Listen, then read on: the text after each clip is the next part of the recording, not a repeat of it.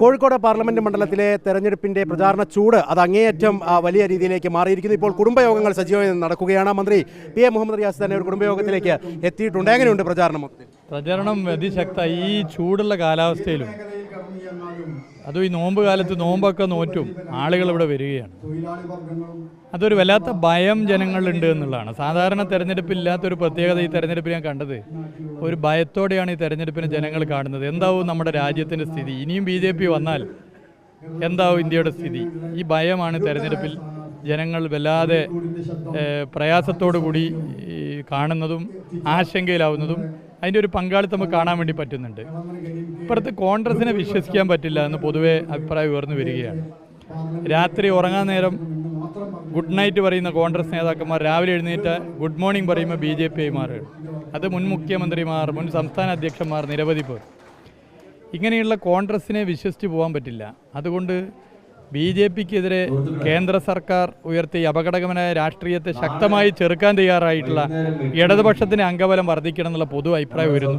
അത് കോഴിക്കോട് മണ്ഡലത്തിലും കാണാൻ സാധിക്കും. അതായത് പൊതുവെ മുൻപുണ്ടായിരുന്നേക്കാൾ കൂടുതൽ ആളുകൾ ഇപ്പോൾ യോഗങ്ങളിലേക്ക് എത്തുന്നു എന്നാണ് പറഞ്ഞത്. യോഗത്തിൽ അഭൂതപൂർവമായ പങ്കാളിത്ത. ഇപ്പൊ യോഗത്തിൽ വന്നവരിൽ തന്നെ വലിയൊരു വിഭാഗം 2019 ഒറ്റക്കക്ഷിക്കുള്ള മത്സരമാണെന്ന് തെറ്റിദ്ധരിച്ച് കോൺഗ്രസിന് വോട്ട് ചെയ്തവരാണ്. ആ അബദ്ധം തിരിച്ചറിഞ്ഞു അവർ തന്നെ തെരഞ്ഞെടുപ്പ് പ്രചരണത്തിന് വരികയാണ്. 2004 പോലെ ഇടതുപക്ഷത്തെ വിജയിപ്പിക്കണമെന്ന് പൊതുവെ പറയുകയാണ്. അങ്ങ് പ്രസംഗത്തിലുടനീളം സംസാരിക്കുമ്പോൾ ഞാൻ ശ്രദ്ധിക്കുകയായിരുന്നു, ED വിഷയം നമ്മൾ കൃത്യമായിട്ട് എടുത്തു പറയുന്നു. പ്രത്യേകിച്ച് കെജ്രിവാളിന്റെ വിഷയം ഉൾപ്പെടെ അവിടെ നിൽക്കുകയും ചെയ്യുന്നുണ്ട്. അതൊക്കെ കൃത്യമായി ജനങ്ങളെ ബോധ്യപ്പെടുത്താൻ സാധിക്കുന്നു. ജനങ്ങൾക്ക് ബോധ്യമുണ്ട്. ഇപ്പം ലോകത്ത് ഏറ്റവും കുറവ് കൺവിക്ഷൻ റേറ്റുള്ള അന്വേഷണ ഏജൻസിയാണ് ED. 1% താഴത്ത ലോകത്ത് ഏറ്റവും കുറവ്.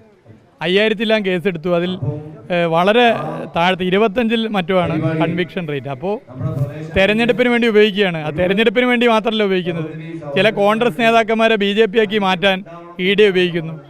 ചില കോൺഗ്രസ് നേതാക്കന്മാർ ED ഒന്ന് നോക്കിയാൽ അയ്യോ നോക്കരുത്, ഞാൻ BJP ആയിക്കൊള്ളാം എന്ന് പറഞ്ഞു വരുന്ന സ്ഥിതിയുണ്ട്. ഇതിന് പുറമെ BJPയുടെ പണപ്പിരിവിൻ്റെ ഉപകരണവുമായി ED മാറുന്നു എന്നുള്ളതൊക്കെയാണല്ലോ ഇപ്പോൾ ചർച്ച.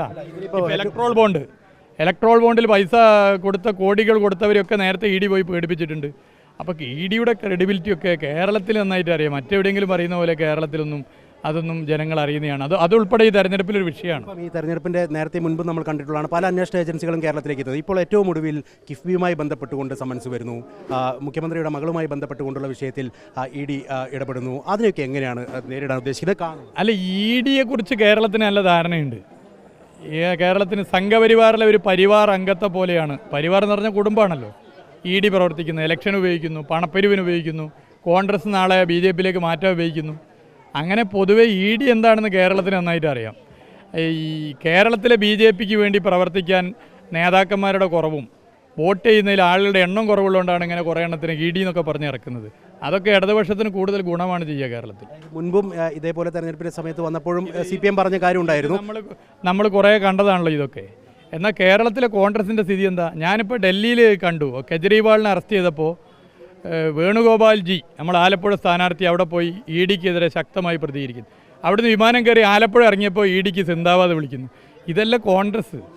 ഇത് എല്ലാവരും മനസ്സിലാക്കുന്നുണ്ട്, ഇതെല്ലാവർക്കും അറിയുന്നുണ്ട്. അപ്പോൾ കോൺഗ്രസിൽ നിസ്വാർത്ഥമായി നിൽക്കുന്നവരുൾപ്പെടെ ഇത്തവണ ഇടതുപക്ഷത്തോടൊപ്പമാണ്. അതാണ് പ്രത്യേകത. നിലവിൽ വരുന്ന ഈ അന്വേഷണങ്ങളെ അവജ്ഞയോടുകൂടി തള്ളുകയാണ് എന്നാണ്. അതൊക്കെ അതിൻ്റെ വഴിക്ക് നടക്കട്ടെ. അന്വേഷണമൊക്കെ അതിൻ്റെ വഴിക്ക് നടക്കട്ടെ. ED എന്താണ് എന്നുള്ളത് കേരളത്തിന് അറിയാം. ഒറ്റ കാര്യം കൂടി ചോദിച്ച് ഞാൻ അവസാനിക്കാം. പൗരത്വ ഭേദഗതി നിയമം സംസ്ഥാനത്ത് നടപ്പാക്കില്ല എന്ന് മുഖ്യമന്ത്രി അസന്നിഗ്ധമായി പറഞ്ഞു കഴിഞ്ഞിട്ടുണ്ട്. പക്ഷേ ആ കാര്യത്തിൽ പ്രതിപക്ഷം പറയുന്നത് കൃത്യമായി ന്യൂനപക്ഷ വോട്ടുകൾ ഏകീകരിപ്പിക്കാൻ വേണ്ടിയുള്ള ഒരു ശ്രമമാണ് എന്നുള്ളത് മാത്രമാണ് LDFൻ്റെ നയം. ഞാൻ ചോദിക്കട്ടെ, കോൺഗ്രസ് കേരളത്തിൽ മാത്രമല്ലല്ലോ ഉള്ളത്. തമിഴ്നാട് മുഖ്യമന്ത്രി ശ്രീ സ്റ്റാലിൻ പറഞ്ഞു കേരളത്തിൻ്റെ മുഖ്യമന്ത്രിയും സർക്കാരും എടുത്ത നിലപാട് മാതൃകാപരമാണ്. ഞങ്ങളും ഇവിടെ തമിഴ്നാട്ടിലും പൗരത്വ നിയമം കേരളത്തിലെ മുഖ്യമന്ത്രി പറഞ്ഞതുപോലെ നടപ്പിലാക്കാൻ അനുവദിക്കില്ല. തമിഴ്നാട് കോൺഗ്രസ് പറഞ്ഞു ഞങ്ങളുടെ പിന്തുണ സ്റ്റാലിന്. അപ്പോൾ തമിഴ്നാട് കോൺഗ്രസും കേരളത്തിലെ കോൺഗ്രസിനും വ്യത്യസ്ത അഭിപ്രായമാണ്. എന്താണ് പ്രതിപക്ഷ നേതാവിന് തമിഴ്നാട് കോൺഗ്രസ് എടുത്ത നിലപാടിനെക്കുറിച്ചുള്ള അഭിപ്രായം, സ്റ്റാലിൻ പറഞ്ഞ നിലപാടിനെക്കുറിച്ച് അഭിപ്രായം? ഒരു സംസ്ഥാനം വിചാരിച്ചാൽ അത് സാധ്യമല്ല എന്ന് BJP നേതാവ് പറയുന്ന പോലെയല്ലേ പ്രതിപക്ഷ നേതാവ് പറഞ്ഞത്? എന്നാൽ തമിഴ്നാട് കോൺഗ്രസ് പറഞ്ഞത് വേറെയാണല്ലോ. എന്താണ് അഭിപ്രായം? അതാ പറഞ്ഞു, ഓരോ പഞ്ചായത്തിലും കോൺഗ്രസിന് ഓരോ നിലപാടാണ്. ഈ ചക്കുംകടവുള്ള നിലപാടല്ല അപ്പുറത്ത് ചാലപ്പുറത്ത് പോയാൽ. ഇങ്ങനൊരു പാർട്ടി ഉണ്ടോ? ഒരു നിലപാട് വേണ്ടേ? ദേശീയ അന്വേഷണ ഏജൻസിയെക്കുറിച്ച് ഒരു നിലപാട് ഒരു കേന്ദ്ര ദേശീയ പാർട്ടി എന്നുള്ളതിൽ കോൺഗ്രസിനില്ലേ? കേരളത്തിലെത്തിയ വേറെ നിലപാടല്ലേ? ഓരോ പഞ്ചായത്തിലും ഓരോ നിലപാടുള്ള പാർട്ടി ഈ പാർട്ടി മാറി എന്നുള്ളത് കോൺഗ്രസിനകത്ത് വലിയ നിലയിൽ ഉയർന്നു വരുന്ന എഫിനകത്ത് വലിയ ഭയം ഉണ്ടായിട്ടുണ്ട്. UDF എന്ന് പറഞ്ഞാൽ അതിനൊരു നയവും നിലപാടുണ്ടോ? ഒരു നിലപാടുണ്ടോ? BJP ശക്തി എതിർക്കുന്നുണ്ടോ? പൗരത്വ നിയമം ഇപ്പോൾ കുറേ ആൾ നൈറ്റ് മാർച്ച് നടത്തുന്നുണ്ട്. UDFൻ്റെ സ്ഥാനാർത്ഥികൾ മഹാഭൂരിപക്ഷവും നേരത്തെ MP മാരാണല്ലോ. പൗരത്വ നിയമത്തിന് നീക്കം തുടങ്ങിയിട്ട് 5 കൊല്ലമായി. നൈറ്റ് ഇപ്പോൾ വന്നതല്ല, രാത്രി ഇന്നലെ വന്നാണോ? ഈ 4 കൊല്ലം ഏതെങ്കിലും നൈറ്റിൽ ഇവർ മാർച്ച് നടത്തുന്ന പോയിട്ട് ഒന്ന് ശബ്ദിച്ചിട്ടുണ്ടോ? ഇനി നൈറ്റ് പോട്ടെ, മോർണിംഗ് രാവിലെ പാർലമെൻറ്റിൽ വേണ്ടിയിട്ടുണ്ടോ? ഇപ്പോൾ നൈറ്റിന് ഇങ്ങനെ പന്തവും പിടിച്ച് നടക്കുകയാണ്.